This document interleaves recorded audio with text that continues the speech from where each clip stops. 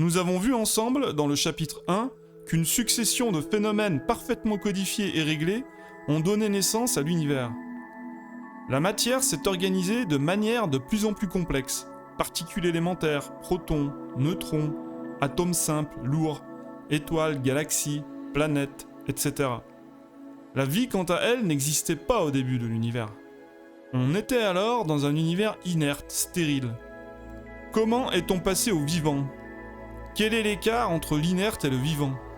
Qu'est-ce que la vie d'ailleurs ? Nous allons explorer ensemble, grâce à la science moderne, la complexité inouïe de la vie.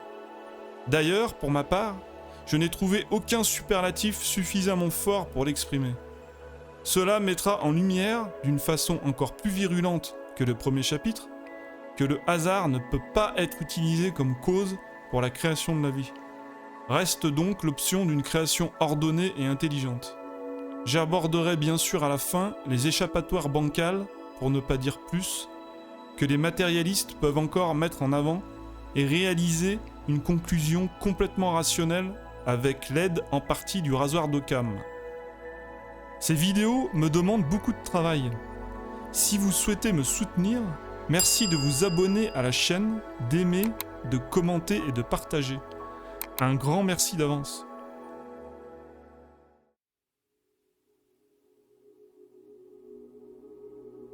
J'ai opté en faveur d'un univers signifiant et non vide de sens. Non pas parce que je désire qu'il en soit ainsi, mais parce que c'est ainsi que j'interprète les données scientifiques dont nous disposons. Christian Dedeuve, prix Nobel de physiologie en 1974, biochimiste. Je suis contraint d'attribuer l'unicité du moi ou de l'âme à une création spirituelle d'ordre surnaturel. John Caro Eccles, prix Nobel de médecine en 1963, neurologue et électrophysiologiste.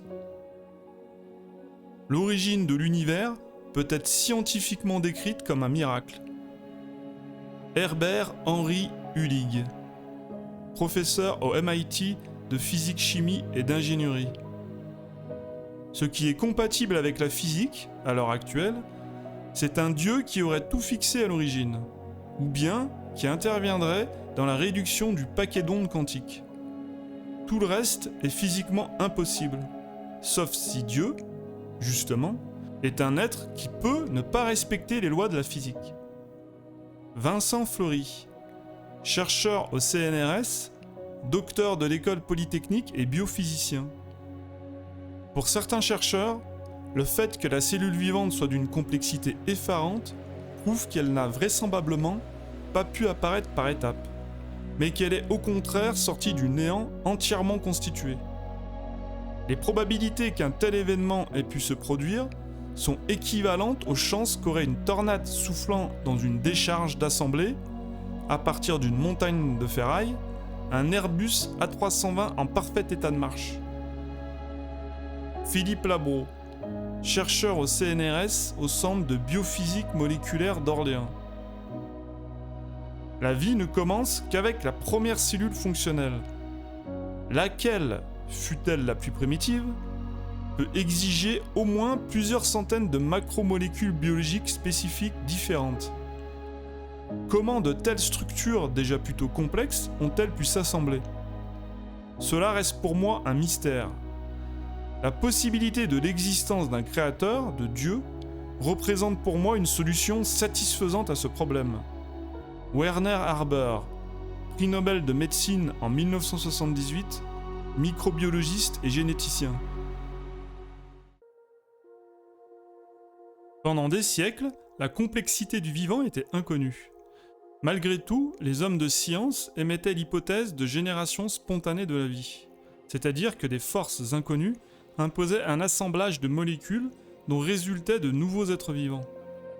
Louis Pasteur, en 1861, met fin à cette croyance quand il découvre les micro-organismes et prouve que la vie ne naît pas spontanément et ne peut qu'émerger de la vie préexistante, par reproduction. Ensuite, en 1871, Darwin, dans son ouvrage « La descendance de l'homme et la sélection liée au sexe », émit l'hypothèse, encore tenace dans la tête de certains, de la bien connue soupe primitive. C'est-à-dire qu'à la suite de la force des éléments et d'un temps imposant, les différentes molécules de cette fameuse soupe se seraient assemblées pour former le premier organisme vivant. De 1950 à 1970, plusieurs chercheurs en biologie ont justement tenté de créer des organismes vivants en soumettant des soupes prébiotiques à tout un tas de conditions variées. Les seules choses qu'ils ont réussi à produire sont des acides aminés, les éléments constitutifs des protéines, des protéinoïdes, des protéines non fonctionnelles, ou encore de l'adénine, un nucléotide constitutif de l'ADN. L'expérience la plus connue de toutes est sans hésitation celle de Stanley Miller-Urey, réalisée en 1953. Ils ont reproduit dans leur laboratoire les conditions primitives supposées au début de la création de la Terre. Pendant 7 jours, dans un circuit en boucle, stérile, sans oxygène, il soumit du gaz, de la vapeur d'eau, de l'ammoniac, du méthane et de l'hydrogène, présents dans un ballon à des décharges électriques. À partir de ce bouillon de produits chimiques organiques, et dans cet environnement, il a obtenu 13 des 22 acides aminés nécessaires à la fabrication des protéines qui composent un organisme vivant, avec une abondance d'un acide aminé, la glycine, et quelques composants des acides nucléiques également. Comme je l'ai expliqué dans le chapitre 1, le carbone est un élément fondamental dans la chimie organique et la biochimie, très abondant grâce à une correspondance énergétique providentielle. Il est présent dans toutes les molécules organiques, donc les nucléotides et les acides aminés. Le carbone a la capacité unique de former des liaisons stables et de longues chaînes d'atomes, ce qui le rend idéal pour construire les structures complexes de la vie. Grâce au carbone et aux lois de l'univers, on peut effectivement obtenir, dans les bonnes conditions, des combinaisons organiques simples et stables. Mais cela ne peut atteindre le niveau des macromolécules complexes, les protéines elles-mêmes à des années-lumière d'un brin d'ADN viable, en termes de codage, et bien plus encore d'une cellule. On le constatera ensuite en détail. Toutes ces expériences ont montré que la vie ne peut pas émerger à partir d'une soupe primitive. Au bout de ces décennies d'expérience, cela a été un choc pour beaucoup de scientifiques matérialistes. Ceux qui ont cru à une simple formalité ont constaté en réalité un défi impossible. Constat amplifié entre-temps avec la découverte de l'ADN en 1953 et l'avènement du microscope électronique à balayage en 1965, qui a permis notamment de constater la complexité folle d'une cellule, même la plus simple. Depuis, aucune recherche sérieuse et d'ampleur n'a été mise en place pour tenter de recréer le démarrage de la vie, tant le gouffre est énorme. Hubert Palmer Hockey, qui était professeur de physique théorique à l'Université de Californie, à Berkeley, qui a travaillé sous la direction de Robert Oppenheimer sur le projet Manhattan, qui a contribué à notre compréhension de l'évolution et de l'information génétique grâce à ses travaux sur l'application de la théorie de l'information aux problèmes biologiques et à l'évolution, a bien résumé la situation. Dans son livre Théorie de l'information, évolution et origine de la vie, il a dit « La croyance que les protéines nécessaires à la vie telles que nous l'étudions sont apparues simultanément dans la soupe primitive relève de la foi. » Grâce aux connaissances modernes accumulées en biologie, plongeons ensemble dans les profondeurs du vivant pour en admirer sa complexité et sa beauté inouïe et de constater que le hasard, encore plus que pour la création de l'univers, n'a rien à faire ici. L'apparition de la vie, c'est-à-dire le passage d'un univers stérile à celui de vivant, a eu lieu il y a environ 3,5 milliards d'années. Tout d'abord, le vivant, c'est quoi ? Un organisme qui est autonome, c'est-à-dire qui s'adapte à son environnement, se déplace, se nourrit, se régénère, se nettoie, et qui maintient son équilibre interne appelé l'homéostasie. Également, qui a une croissance et un développement au fil du temps, qui évolue et peut se reproduire. Pour ce faire, il faut un système de codage de l'information, un programme qui conditionne son fonctionnement, et enfin un traducteur pour exécuter les instructions issues du programme. Ce passage, qui au début était vu comme une simple soupe primitive, se transformant, soumis aux éléments et au temps qui passe, en briques du vivant, s'avère en réalité, avec nos connaissances actuelles, être tout simplement un miracle. Le passage des atomes aux molécules complexes dont les acides aminés, aux protéines, aux nucléotides, aux ribosomes, à l'ADN, puis vers le premier organisme vivant unicellulaire simple, pendant un temps somme toute limité, est totalement et définitivement improbable. Je vais y revenir.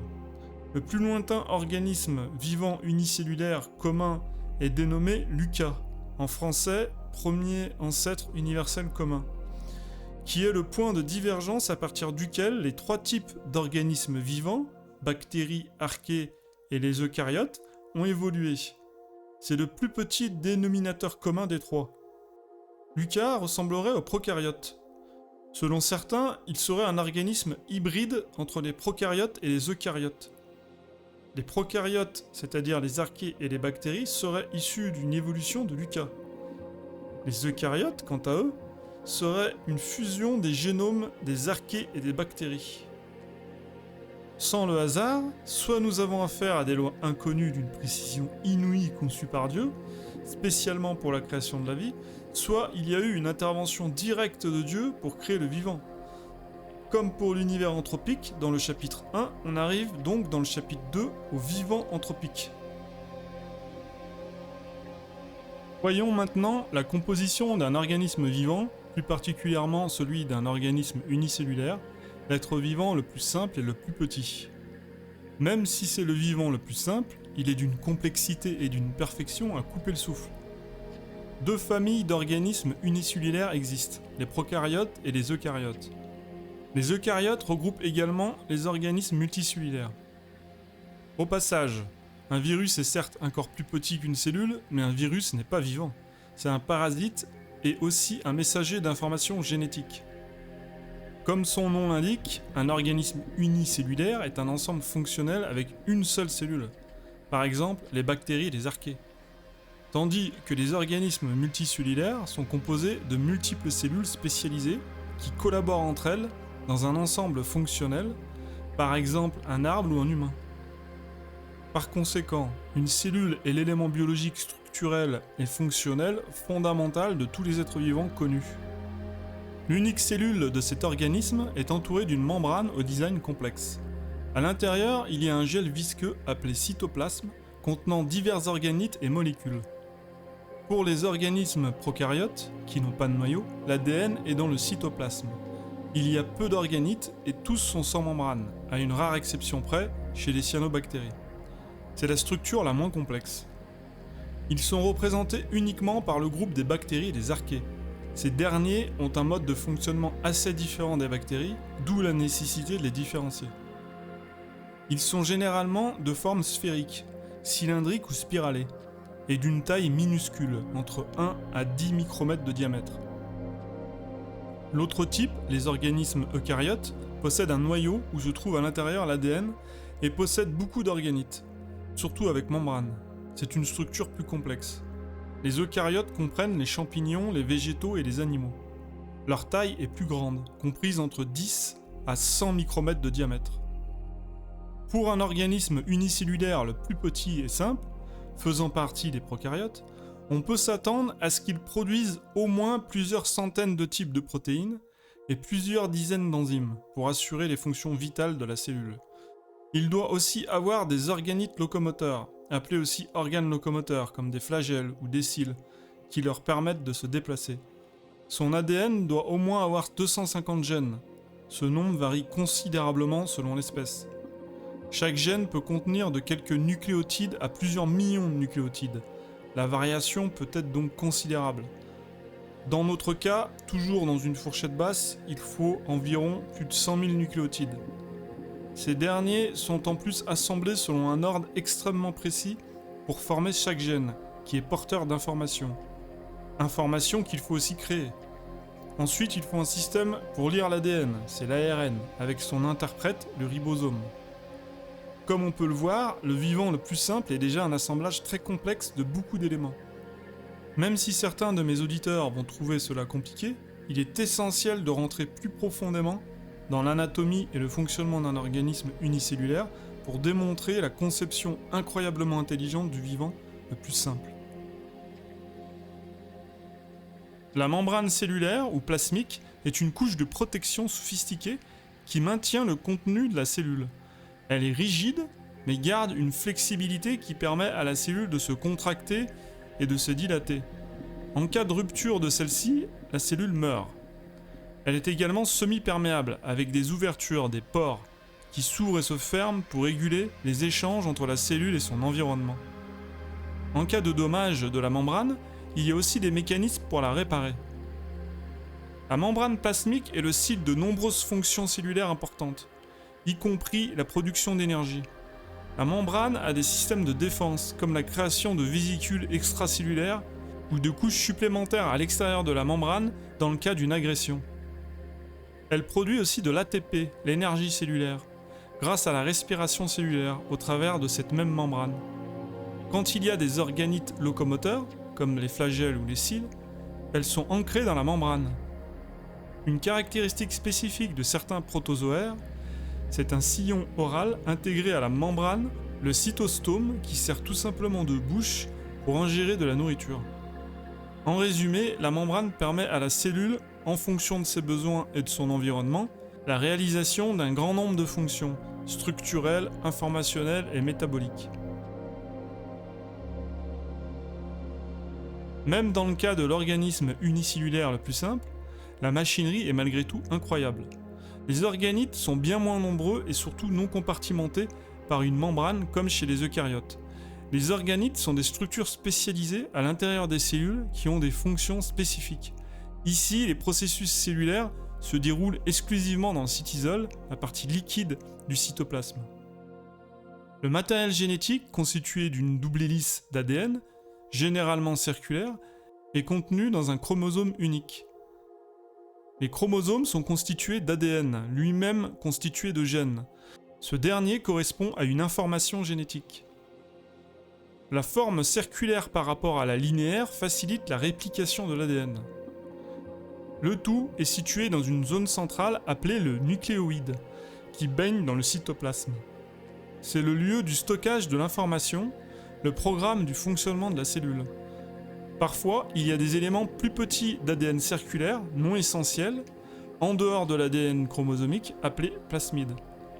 Du matériel génétique, de l'ADN sous forme de plasmide, peut aussi être transféré à une autre cellule par conjugaison, c'est-à-dire par contact direct, via un appendice, un pilus sexuel. On trouve aussi dans le cytoplasme des ribosomes, une fonction incroyable. Quand la cellule a un besoin, l'expression des gènes produit et donne l'ordre à une enzyme, l'ARN polymérase, de transcrire une portion spécifique de l'ADN en ARN messager en direction des ribosomes. Ce dernier, grâce à la traduction de l'ARN messager, va recevoir l'instruction de produire des protéines spécifiques.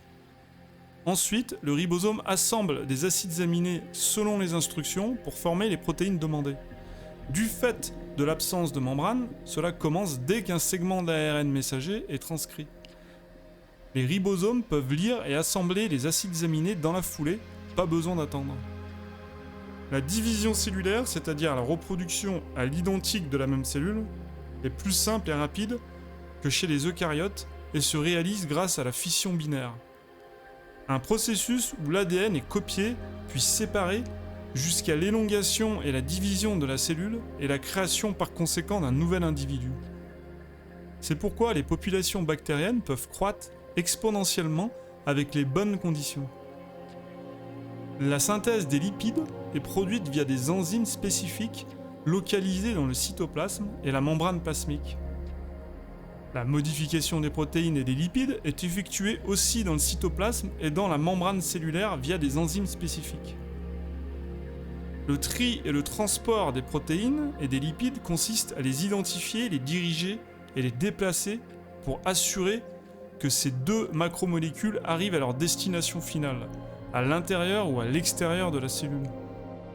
Les protéines sont marquées de séquences de signalisation qui agissent comme un guide, une adresse postale sur un colis. Des protéines et des complexes protéiques spécifiques détectent et guident ces protéines. Elles se déplacent principalement à l'aide de protéines spécifiques dites de transport, et par diffusion passive, naturellement, sans énergie donc. Les lipides se déplacent également à l'aide de protéines spécifiques ou par diffusion passive. L'emballage des protéines et des lipides les prépare pour le transport en les rendant aptes au voyage pour que ces 2 macromolécules arrivent à leur destination finale dans un état fonctionnel et actif, à l'intérieur ou à l'extérieur de la cellule. Les protéines sont pliées dans leur structure tridimensionnelle correcte. Vous comprendrez plus tard ce que cela signifie. Elles sont aussi protégées du milieu intracellulaire ou extracellulaire et marquées d'informations spécifiques pour les diriger vers leur destination finale. Les lipides, quant à eux, s'assemblent spontanément en structures micellaires qui encapsulent les lipides. Des protéines spécifiques peuvent également jouer un rôle dans l'emballage des lipides. Côté nettoyage, des enzymes spécialisées contenues dans le cytoplasme décomposent les déchets cellulaires, comme des protéines ou de l'ARN messager endommagé, et les particules étrangères comme des toxines. Les prokaryotes possèdent des systèmes de réponse au stress qui leur permettent de s'adapter à des conditions environnementales défavorables, des mécanismes de détoxification et, en cas de situation critique, peuvent même activer des mécanismes d'autolyse, c'est-à-dire d'autodestruction. De l'ATP, le fameux carburant des cellules, est aussi directement produit dans le cytoplasme par respiration cellulaire et dans une moindre mesure par fermentation. Dans le cytoplasme se trouve également un cytosquelette, le squelette cellulaire de la cellule, composé d'un réseau de différentes protéines, similaires à ceux que l'on peut trouver chez les eucaryotes. Ces protéines forment des structures de type filament.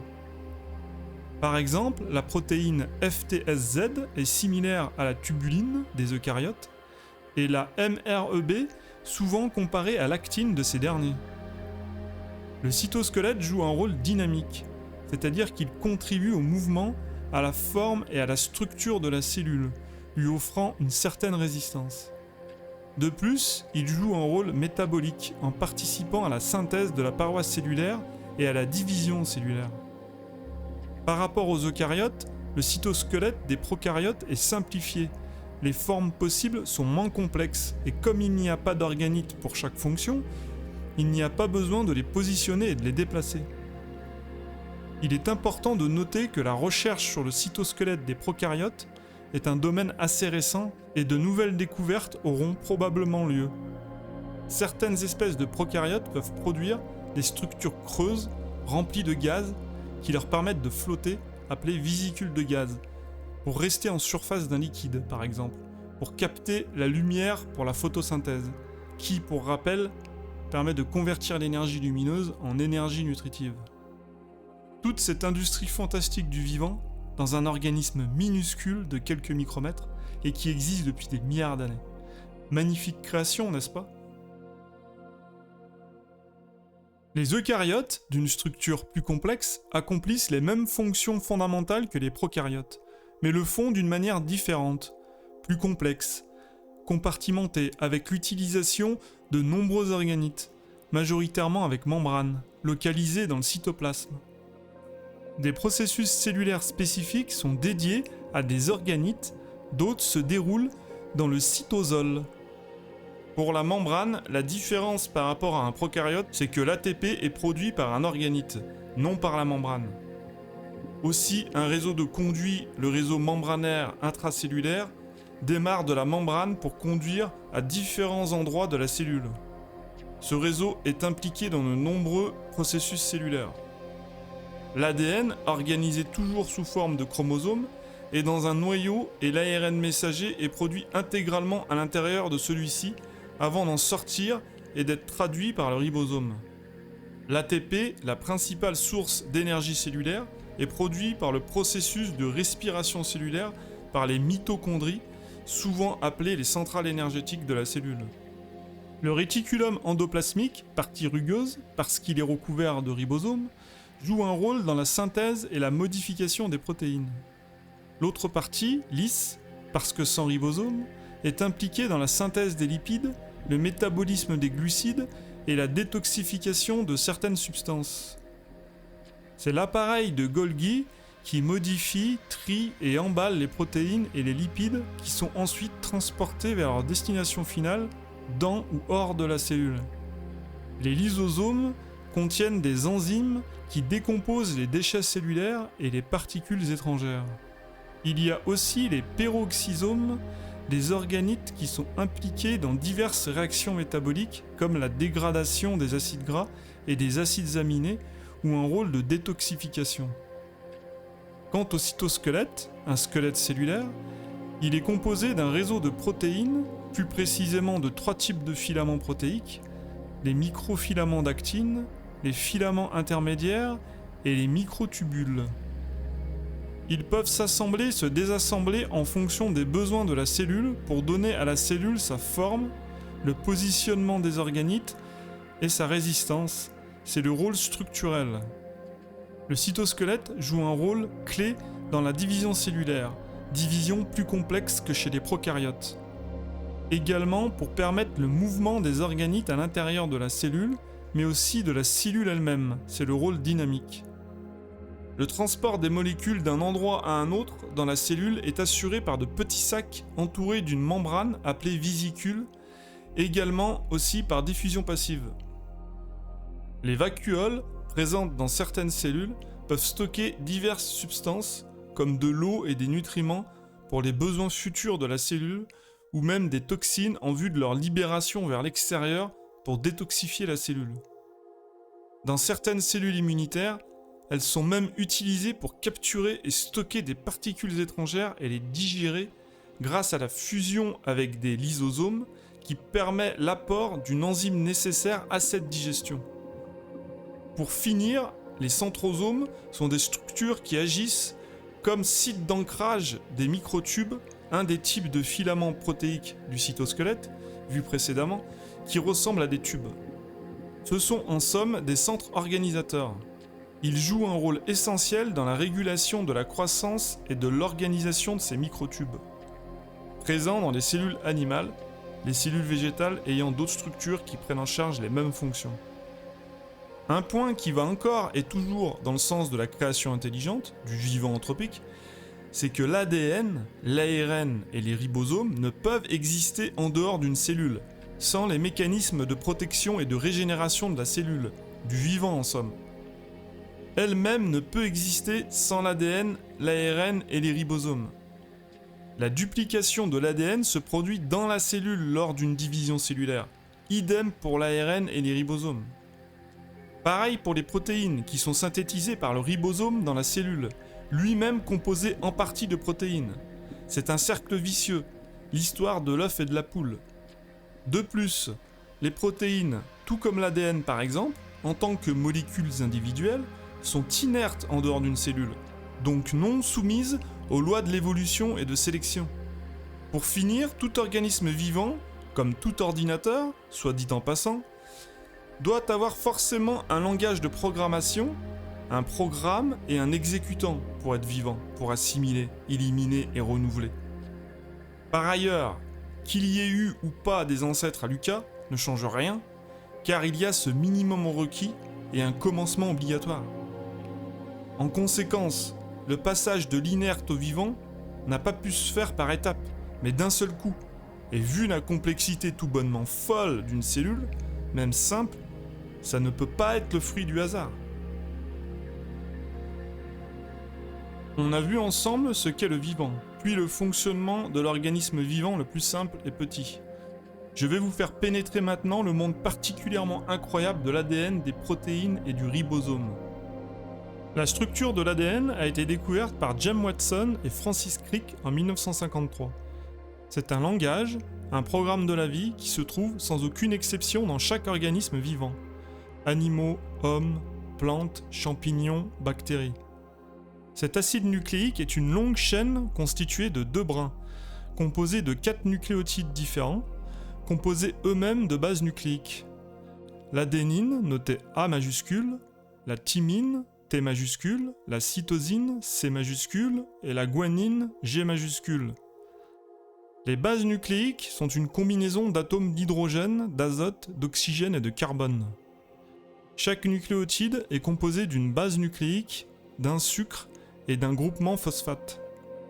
Les paires de bases sont toujours les mêmes. De l'adénine se lie toujours avec de la thymine, et la cytosine se lie toujours avec la guanine. C'est leur ordre spécifique dans la chaîne qui forme la programmation génétique, un message génétique. La variété des arrangements possibles est presque infinie, ce qui permet une diversité incroyable dans le monde du vivant. Ce message très précis exprime des instructions qui recouvrent l'ensemble du développement et du fonctionnement précis d'un organisme vivant. Une excellente analogie est le système binaire en informatique qui utilise des combinaisons de 0 et de 1 pour coder l'information. En revanche, l'ADN peut stocker 4 possibilités de paires par position. L'adénine avec la thymine, AT, la thymine avec l'adénine, TA, la cytosine avec la guanine, CG, et la guanine avec la cytosine, GC. Donc bien plus d'informations que les 2 possibilités par bit du système binaire. L'ARN est une portion congrue du programme génétique sous forme d'instructions. Tout comme l'ADN, il a 4 bases, mais une base nucléique est remplacée par une autre. La thymine par l'uracile, noté U majuscule. Et il n'a généralement qu'un brin.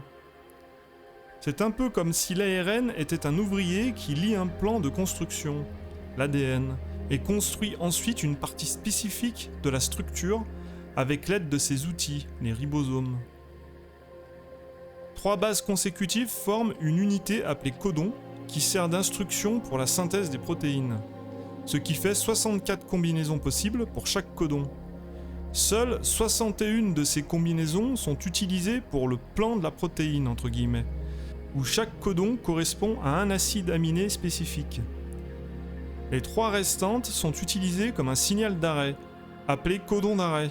En résumé, comme une majuscule pour signifier le début d'une phrase et un point pour signifier la fin de celle-ci. Ce langage est d'une incroyable sophistication, non ? En comparaison avec l'ADN, même une clé USB moderne qui peut stocker une grande quantité d'informations dans quelques centimètres carrés semble ridicule. Prenons l'exemple d'un organisme unicellulaire simple, un prokaryote, la bactérie Escherichia coli, bien connue du grand public à cause des soucis sanitaires qu'elle cause. Son ADN contient environ 4,6 millions de paires de bases, contenues dans une cellule qui mesure environ 0,5 micromètres de largeur par 2,5 micromètres de longueur. Si l'on considère qu'une paire de bases peut être seulement représentée par 2 caractères, cela signifie que le génome de l'Escherichia coli contient environ 9,2 millions de caractères. En comptant 2500 caractères par page, cela fait un livre d'environ 3680 pages. En comptant 100 pages par livre, le génome de l'Escherichia coli pourrait remplir donc une bibliothèque d'environ 37 livres dans une surface de 1,25 micromètres carrés. Chez les eucaryotes, si je prends le génome d'une cellule de maïs, mesurant environ 100 micromètres en moyenne, c'est 5000 millions de paires, soit environ 40 000 livres. Ou une cellule d'homme, mesurant 50 micromètres en moyenne, c'est 3400 millions de paires, soit 27 200 livres. Comme on peut le voir, la densité de l'information stockée est monumentale. C'est un design très sophistiqué auquel on a affaire ici, dont l'homme, je pense, malgré son génie, ne pourra jamais atteindre ou même s'en approcher. On pourrait croire que les protéines sont des molécules simples et basiques. Certains pensent même que ce n'est que dans les muscles que l'on trouve des protéines. Mais il n'en est rien. Les protéines sont des composants essentiels de toutes les cellules vivantes et jouent un rôle crucial dans presque toutes les fonctions biologiques. Elles sont impliquées dans une multitude de tâches dans un organisme. La structure cellulaire, le transport de molécules, la régulation, la signalisation, le mouvement, la défense, l'accélération des réactions chimiques grâce aux enzymes, etc. Les protéines sont des macromolécules complexes, constituées d'une séquence d'acides aminés, une longue chaîne d'acides aminés reliés par des liaisons peptidiques. Les acides aminés sont composés d'atomes de carbone, d'hydrogène, d'oxygène et d'azote, rarement de soufre et de sélénium. Il existe 22 variétés d'acides aminés qui sont nécessaires à la vie, appelés acides aminés protéinogènes. C'est l'alphabet chimique du vivant, tout comme l'alphabet latin à 26 lettres qui permet de construire des mots. Chaque acide aminé a des propriétés uniques qui influencent la structure et la fonction de la protéine dans laquelle il est incorporé. Leur nombre total est très variable dans une protéine. Certaines en ont quelques dizaines et d'autres plusieurs centaines. Les combinaisons possibles sont presque infinies, mais uniques pour chaque protéine, tout comme avec l'alphabet pour les mots. Cette analogie est parfaite, car comme les lettres doivent être agencées parfaitement pour former un mot viable, les acides aminés doivent être parfaitement agencés pour que la protéine soit viable. Il y a une particularité, c'est que ces 22 acides aminés nécessaires à la vie sont tous orientés à gauche ou de forme L, en référence à levo, le mot latin qui veut dire gauche. Les autres sont orientés à droite, de forme D, pour dextro, qui veut dire droite. Cette propriété est également connue sous le nom d'homochiralité. C'est un peu comme les pieds ou les mains, il y a une gauche et une droite, et elles ne peuvent pas être superposées de manière symétrique tout en étant dans le même sens. Précédemment, j'ai expliqué comment les cellules emballent les protéines pour leur donner leur forme 3D, tridimensionnelle, spécifique. Pour quelle raison ? Eh bien, les protéines doivent avoir une structure tridimensionnelle spécifique, appelée aussi structure tertiaire, pour leur parfait fonctionnement, efficacité et adaptation à d'autres molécules. Et ce n'est pas négociable. Il y a donc des multitudes de combinaisons possibles, pourtant un nombre limité sont utiles à la vie. Des protéines spécifiques et indispensables, les fameuses enzymes, déjà évoquées, permettent d'accélérer d'une manière phénoménale les réactions chimiques en diminuant l'énergie nécessaire à cette réaction. Sans elles, rien ne fonctionnerait au niveau du vivant, comme c'est le cas dans notre monde. Par exemple, une réaction chimique de synthèse qui prend quelques millisecondes avec les enzymes prendrait sans elles des dizaines de millions de fois plus de temps. C'est-à-dire parfois des millions d'années. Oui, vous avez bien entendu, ce n'est pas une erreur. Heureusement que le hasard a créé exactement les enzymes qu'il fallait au bon moment, sinon je ne serais pas là pour écrire. Bon, un peu d'ironie ne fait pas de mal. Comme on a pu le voir, les protéines ont un langage composé d'un alphabet de 22 lettres. Ces lettres, combinées et orientées correctement, forment des mots viables qui, combinés ensemble, peuvent former des phrases qui participent à construire un roman complexe et magnifique, la vie. La diversité extraordinaire de protéines fonctionnelles qui se trouvent dans un organisme, aussi simple et petit soit-il, ont toute une raison d'être, une mission spécifique, tout comme chaque mot a une signification unique dans une phrase. Le hasard n'est pas le responsable, car le hasard ne peut créer de telle perfection, tout comme le chef-d'œuvre de Léonard de Vinci, la scène, qui n'est pas le produit du hasard, mais de son génie et de son habileté artistique. C'est une machinerie magnifique et très complexe, qui est indispensable dans toutes les cellules du vivant. Son rôle est de traduire l'ARN messager pour en récupérer des instructions qui vont servir à lier des acides aminés dans l'ordre spécifié pour synthétiser les protéines nécessaires. Une information codée n'est utile qu'avec un traducteur. Les ribosomes sont constitués de 2 sous-unités, une grande qui synthétise les protéines et une petite qui traduit l'ARN. Le ribosome est composé justement d'une structure à base d'ARN ribosomique, un segment d'ADN, et de protéines. En général, environ 1/3 de protéines et 2/3 de nucléotides, c'est-à-dire un assemblage très précis de dizaines de protéines et de milliers de nucléotides spécifiques. Cette quantité varie en fonction du type de cellule et de l'organisme. Toujours la même musique, le hasard n'a pas sa place dans la raison d'une telle construction. Le plus important dans tout ce que j'ai dit précédemment, c'est que la vie ne peut pas être définie comme un assemblage de molécules biologiques complexes.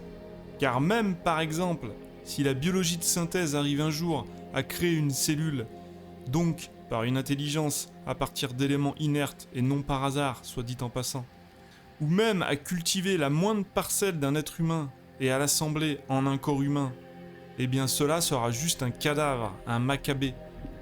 Le mouvement de la vie ne va pas apparaître spontanément. Quelle est la différence en termes de composants biologiques entre un homme vivant et qui vient de mourir, ou n'importe quel prokaryote vivant et qui vient de mourir? Aucun. Tous les composants qui étaient là avant le sont après. La seule chose qui a disparu est le métabolisme de la vie. C'est un peu comme une voiture. Lorsque le moteur est en marche, toutes les pièces travaillent ensemble pour faire avancer la voiture, mais si le moteur s'arrête, la voiture ne peut plus avancer, même si toutes les pièces sont toujours là. Dans un organisme vivant, il y a une quantité faramineuse de mouvements, d'opérations complexes, coordonnées et régulées, de manière précise, pour maintenir l'homéostasie. À chaque instant, dans toutes les cellules, c'est une explosion de vie. En revanche, dans un organisme mort, c'est un silence de cathédrale. Je parle pour les tatillons de l'organisme lui-même qui a perdu son métabolisme, pas de ses parasites ou encore des bactéries, des champignons, de son éventuel microbiote. Car après la mort, du fait de la décomposition, c'est bien sûr une explosion de vie, mais étrangère à l'organisme. C'est là pour moi un mur de compréhension infranchissable, comme le mur de Planck, que j'appellerais le mur de la vie. C'est le souffle de vie, l'âme, le mouvement, le métabolisme de la vie. Appelez-le comme vous voulez, mais c'est cela surtout qui crée la vie, pas un assemblage d'atomes aussi complexe soit-il. Maintenant qu'on a fait le tour de la complexité du vivant, il faut se poser la question, quelles sont les chances que le vivant apparaisse par hasard ? Je vais récapituler simplement tout ce qui est nécessaire pour créer l'organisme vivant unicellulaire le plus simple, à partir d'éléments inertes par hasard. Au même endroit, il faut que des atomes s'assemblent de manière très variée, précise et complexe pour former le langage des protéines, les 22 acides aminés nécessaires à la vie, tous orientés à gauche et en très grande quantité. Cette grande variété d'acides aminés doit s'assembler dans le bon ordre, dans une structure tridimensionnelle parfaite, pour former une variété importante de protéines fonctionnelles, en quantité, plusieurs centaines, y compris une grande variété d'enzymes, plusieurs dizaines. Il faut aussi que des atomes s'assemblent de façon très différente, précise et complexe pour former les 5 bases nucléiques, et que chacune de ces bases se combine avec un sucre et un groupement phosphate pour former les nucléotides nécessaires en quantité, autour de 100 000. Ces 100 000 nucléotides environ, de 4 types différents, doivent s'assembler dans le bon ordre, d'une manière incroyablement précise et intelligente, pour former une longue chaîne, l'ADN, un système très sophistiqué de langage, avec un imposant programme pour permettre l'ensemble du développement et du fonctionnement précis de cet organisme unicellulaire. De l'ARN doit aussi se constituer, toujours avec 4 bases, mais en utilisant l'uracile à la place de la thymine. Plusieurs dizaines de protéines spécifiques et de l'ARN doivent s'assembler de manière extrêmement précise pour créer une structure biologique complexe, les ribosomes. Pour tout le reste, la membrane, le cytoplasme, le cytosquelette, etc., doivent s'assembler de manière précise et cohérente à partir notamment de protéines spécifiques et d'autres composants. Enfin, le tout doit s'assembler correctement pour former un organisme unicellulaire viable dans un temps très court du fait de la fragilité à l'air libre de l'ADN, des ribosomes et des enzymes, avec un métabolisme, un mouvement qui apparaît spontanément. Tout cela est ridicule, impossible bien entendu, tant les probabilités sont ici inqualifiables et font passer d'ailleurs les probabilités de la création de l'univers par hasard comme très probables, avec une quasi-certitude. Il n'y a pas de mot assez fort pour qualifier ce gouffre. Rien que pour qu'une protéine fonctionnelle apparaisse par hasard, c'est invraisemblable. Des scientifiques ont calculé au travers de ces dernières décennies les probabilités d'apparition par hasard d'une seule protéine ou de la vie elle-même. Par exemple, quelles sont les probabilités pour qu'une seule protéine fonctionnelle de seulement 150 acides aminés, ce qui est très petit, soit dit en passant, apparaisse par hasard? Eh bien, il faut une chance sur 10 puissance 74 pour que les 150 acides aminés de 20 types différents soient dans le bon ordre, pour obtenir une séquence correcte.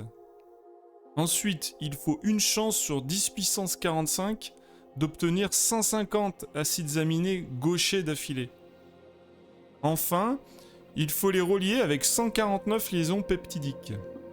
Il y a ici aussi 50% de chance pour que chaque liaison soit peptidique ou non peptidique. Donc, une chance sur 10 puissance 45 aussi à rajouter. Au total, la probabilité pour construire notre protéine de petite envergure par hasard est d'une chance sur 10 puissance 164. Je vous laisse imaginer la probabilité pour toutes les protéines nécessaires aux vivants, ou pour l'ADN, ou bien pire, pour un organisme unicellulaire. Dans la troisième partie de l'article « L'évolution de la vie, les considérations de probabilité et le bon sens », lien en description, Walter Bradley, ingénieur, et le docteur Charles Thaxton, en chimie physique, soulignent que la probabilité d'assembler des acides aminés dans une protéine fonctionnelle est d'environ une chance sur 4,9 produit de 10 puissance 191. Je cite: « De telles improbabilités ont conduit pratiquement tous les scientifiques qui travaillent dans ce domaine à rejeter l'assemblage aléatoire, accidentel ou la chance fortuite comme explication de la façon dont la vie a commencé. » Le docteur David Rodabou, professeur agrégé de mathématiques à l'université du Missouri, a estimé la probabilité la plus réaliste que la vie se génère spontanément, et ce même sur 10 puissance 23 planètes, à seulement une chance sur 10 puissance 2 999 940. Énorme. Dans les années 1970, Sir Frederick Hoyle, cosmologiste et astronome, a calculé la probabilité mathématique qu'une seule bactérie puisse se générer spontanément. Il a déterminé que le risque que cela se produise était de 1 chance sur 10 puissance 40 000. Hoyle a avoué ce que la plupart des scientifiques, étrangement, ne veulent pas avouer: la probabilité de formation de la vie à partir de matière inanimée est égale en quelque sorte à 0 et suffit à enterrer Darwin et toute la théorie de l'évolution. Pas besoin de commentaires, je crois. J'attire aussi votre attention sur le fait capital que l'apparition de la vie ne peut pas être due au moteur de sélection et d'évolution du vivant. Par exemple, les acides aminés, les protéines et l'ADN, en tant que tels, sont inertes, par conséquent pas vivants, donc pas d'adaptation et d'évolution. Pas d'évolution sans vie, c'est simple. Tout comme un foie sorti du corps humain ne peut plus se détoxifier et se régénérer, il devient inerte, mort. De plus, comme déjà dit, l'ADN, l'ARN et les ribosomes ne peuvent exister en dehors d'une cellule. Elle-même ne peut exister sans eux. Les ribosomes sont constitués d'ARN et de protéines, ces dernières étant fabriquées par les ribosomes eux-mêmes. Le saut de l'inerte au vivant n'a pu se réaliser qu'en une fois, peut-être le fameux organisme Nuka, car on n'a aucune preuve qu'il y a eu d'autres organismes vivants avant.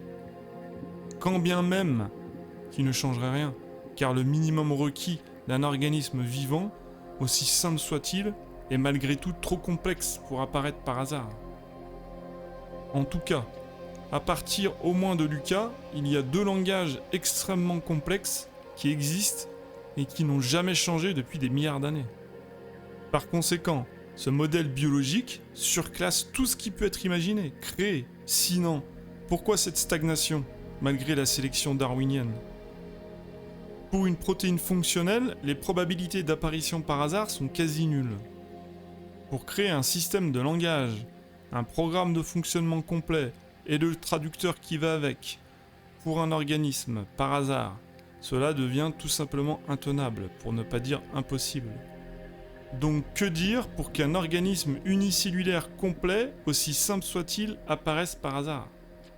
Je vais raconter, par analogie, une petite histoire de mon cru, à quoi équivaut concrètement ce genre de miracle.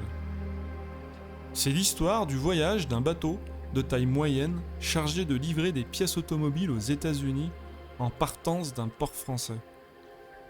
Dans une partie de la cale se trouvent toutes les pièces détachées d'une automobile moderne, c'est-à-dire des dizaines de milliers de pièces de toutes formes et tailles rangées dans leurs cartons.